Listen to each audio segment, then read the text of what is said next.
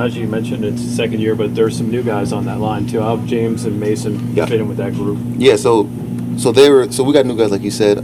So they got more experience in the ways that they've been in the league more longer than I guess KG, me, Pat, Dan. So they bring more experience. There's a lot of things last year that I guess we didn't do because we didn't have a lot of experience. But he's bringing in. Both the two guys are bringing in and communicating with them, calling out mics, calling out whenever the defense shifts, they're remiking it.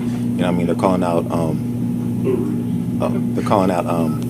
Like stuff like that. Remiking it when the defense shifts and line has been a new thing, and the new defense they're remiking it, making all calls, protection. So that's a lot of new things that we didn't do last year because of less experience that they bring to the table. What's your first impressions of working with Mitch and Kenny at the quarterback?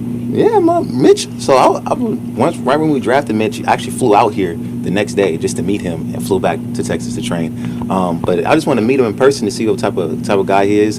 I was actually with him in Boca, Florida, and see how he was training too. So I woke up with him, trained. He got a good regimen of how he take care of his body and how he go about his business. So that's always good for a guy who's been here this long in the league. He knows what it takes. For Kenny, who just got here, Kenny being like he went to Pitt, he already knows the facility. For the most part, I think he got a good understanding of how everybody is in the locker room. He obviously brings a lot to the table too, and he works hard. So